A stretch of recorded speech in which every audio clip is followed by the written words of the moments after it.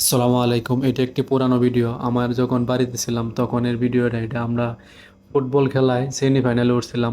অনেক আনন্দ করছি, অনেক ফুর্তি করছি। এই যে আমি লাফাইতে লাফাইতে গেঞ্জি খুইলা ফেলাইছি।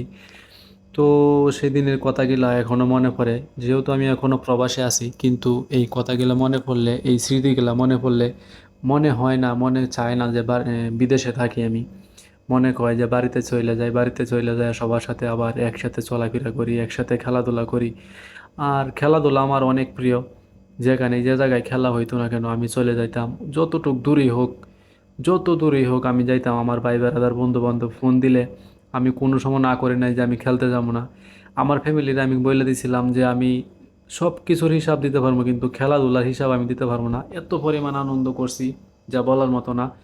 আমরা যে গার্মেন্টসে চাকরি করছিলাম তা আমরা ফাইনাল উঠছিলাম, ফাইনাল কাপও ইনশাল্লাহ নিছি। সেই ভিডিওটা আলাদা ছিল, সেই ভিডিওটা এখন দিতে পারতাছি না, ভিডিওটা অন্য এক সময় দিব।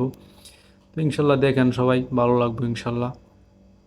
সবাই মনে করেন গানের তালে তালে ড্যান্স মারতেছে, ঠিক আছে, সবাই খুশি অনেক। তো লাফাইতে লাফাইতে মনে করেন একজনের কাপড় চোপড় খুইল্লা ফেলাইতেছে, কারণ এত পরিমাণ খুশি। আমরা 8টা দলের মধ্যে আমরা মনে করেন সেমিফাইনালে উঠছি। তো এটা আসলে অনেক খুশির ব্যাপার স্যাপার, যা বলার মতো না। যারা খেলছি আমরা অনেক কষ্ট করে, তারা একমাত্র কইতে পারবো যে 8টা দলের মধ্যে আমরা 1 নাম্বার হয়েছি কিংবা 2 নাম্বার সেমিফাইনাল উঠছি।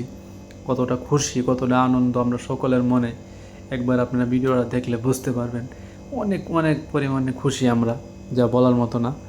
তো ইনশাল্লাহ ভালো থাকবেন সবাই, দোয়া করবেন আমাদের জন্য, দোয়া করবেন সকল প্রবাসী ভাইদের জন্য, আর যারা দেশে আছে সবার জন্য দোয়া করবেন ইনশাল্লাহ।